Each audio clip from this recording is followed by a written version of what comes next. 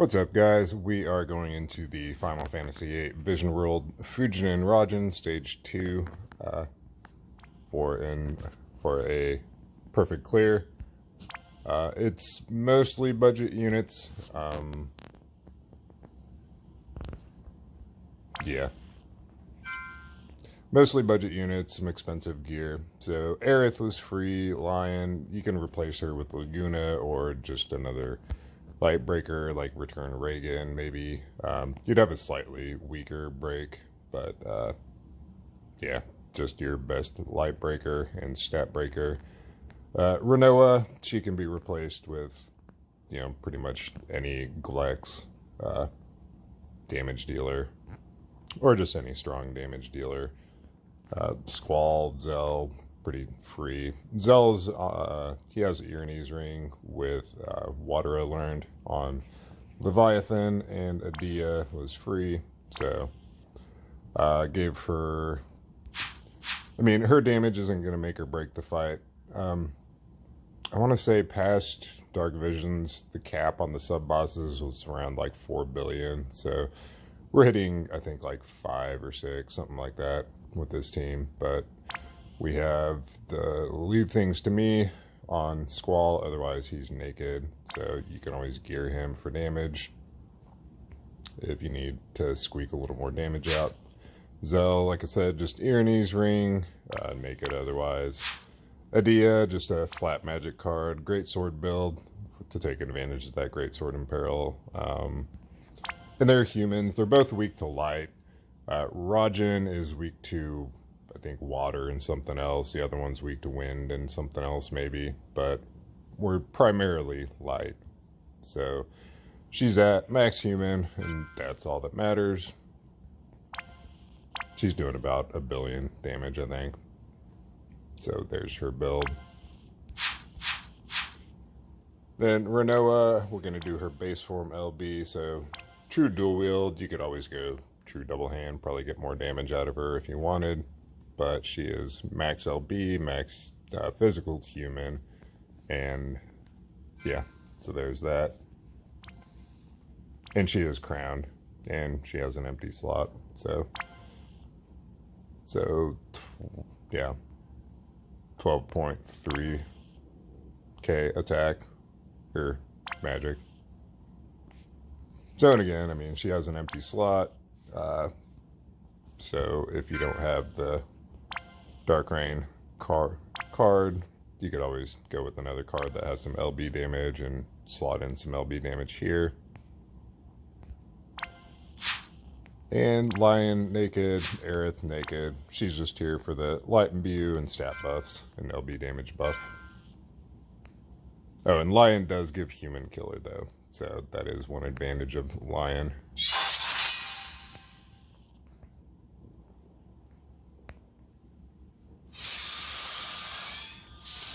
So we are just going to focus on Rajiin. Renault is going to LB. Edea is going to quad her light bolting strike skill. Zell is going to quad, what's her, Lion's just going to triple bolting strike to support chain. Aerith's going to LB. And Lion is going to defense steal, human killer, and bursting break. So again, we're going to target Rajiin.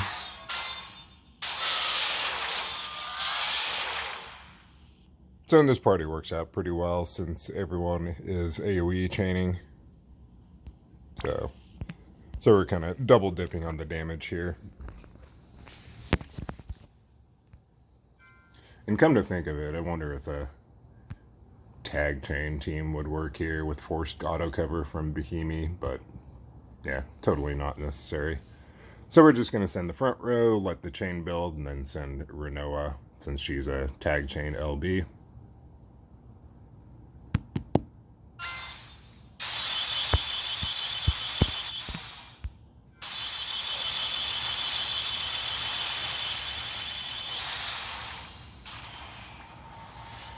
So what did we do?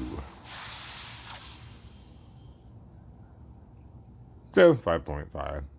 So 5.6. Assuming the cap is 4, then, you know, that's a 25% overkill. Well, more than that, but... So there you go. There's kind of a cheaper option. And if you don't have Lion,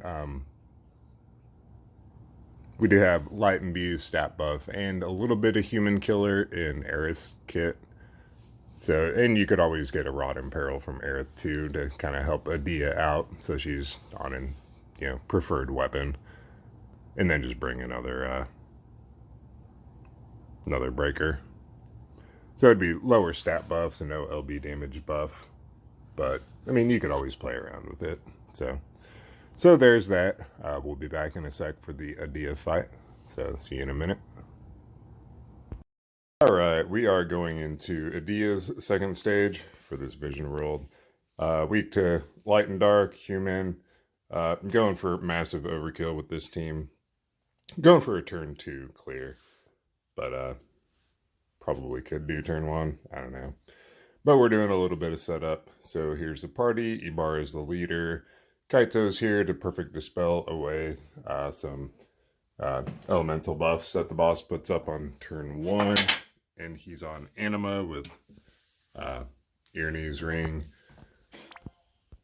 Now, we do take some magic damage on turn 1. So I just auto-geared him in the shift form for Spirit and gave him Ironi's Ring. So it really doesn't hurt. We have pretty decent mitigations up from Melissa. Ibarra, base form, Katana build. She's not going to be a primary damage dealer. She's just triple casting Darkra. So it is unfortunate that it's kind of a shame that she didn't have quad cast innately as a mage, or that they didn't give her modifiers for her magic skills. Kind of yeah. But anyway, I mean, here's her gear. Gave her Barbaricious Spirit for a magic modifier boost. But anyway, Renoa, she is starting in the shift form. Just best in slot gear for her. So there we go. And she is max human. And Ibarra should be max human as well. Yeah. So Melissa, just some Spirit, some Esperfill, so that Fina can summon Ashura. Fina, some Esperfill, and max magic human. She's going to be quad casting one of her skills. I forget what I decided on with her. And Edea, she is going to be,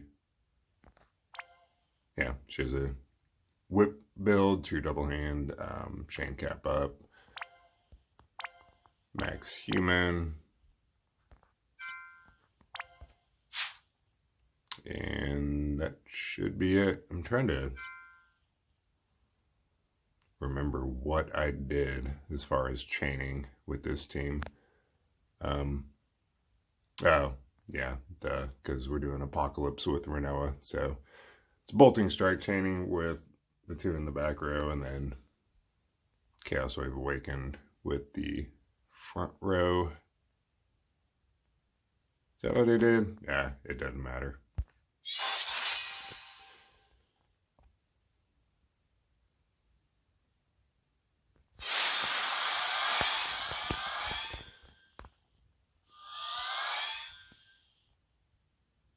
Okay, so, and if you don't know, this the boss has permanent 100% physical mitigation, so no physical type skills work at all. So, Kaito's just going to crash in waves on turn 1 for the break and perfect dispel.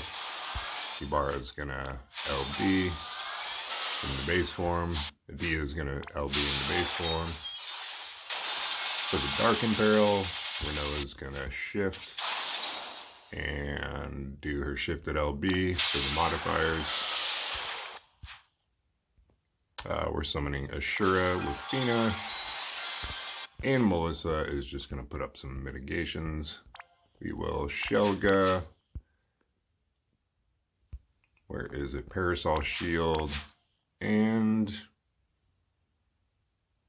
what else was I doing with her this turn? Oh, Dark Amp. Duh. So Azuzel Blessing with Melissa.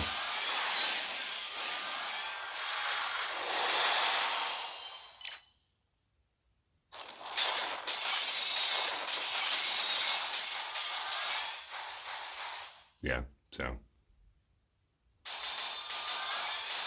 anyway, whatever that was.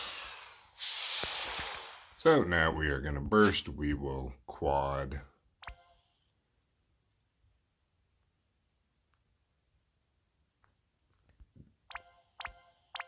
Dark, I think I triple cast Dark Guy.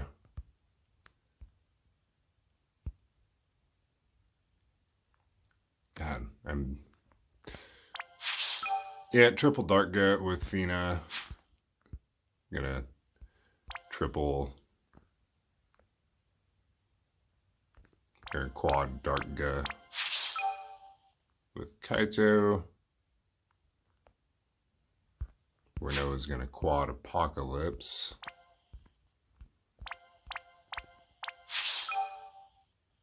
Bara's gonna triple. I guess we can. God, for the life of me, well,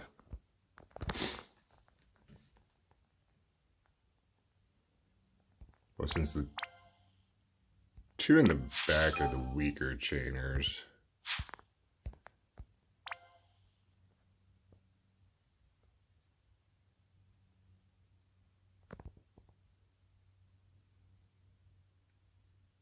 Trying to think of what I did. Who would it be best to chain with? Because I know when I'd send Bolting Strike before Chaos Wave Awaken, the chain tends to break. We'll try it. We'll just do Dark Row with the two in the back row, and then just end with triple Dark Row with Kaito, and then end with Dark. Ibarra can triple Dark Row. Then we'll quad Dark with the front row. Hopefully the chain doesn't break.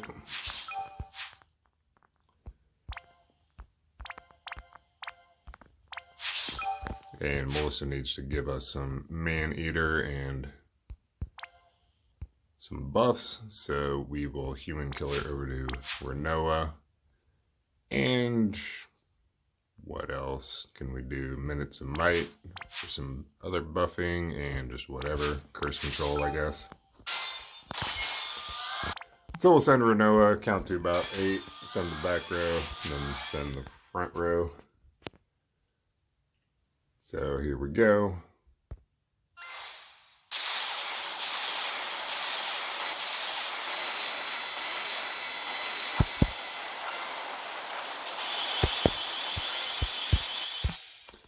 And hopefully the chain doesn't break, and all of Renoa's hits are inside the chain.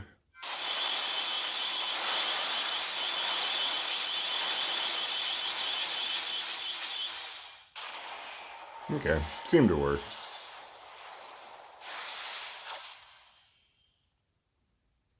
So 16 billion. I think cap was around 4.5. So there's that. I don't know why I didn't even think about bringing Oliveira, but yeah, whatever. Like I said, massive overkill with this party. So yeah, Renoa did like almost 3 times what she really needed to. So you can mix and match. You don't need as strong a buffers, but honestly, I mean, this is enough of a cakewalk that I think a much weaker team should still be able to cap. So, but anyway, there it is. So, I don't know. It'll probably be Monday before I get around to the final boss. Gonna try for a Final Fantasy 7 team. Mostly Lightning. Might throw Yuffie in there, see how it goes. But I'll have to sit down and kind of math it out. And probably won't have time till Monday. So anyway, thanks for watching. Catch you later.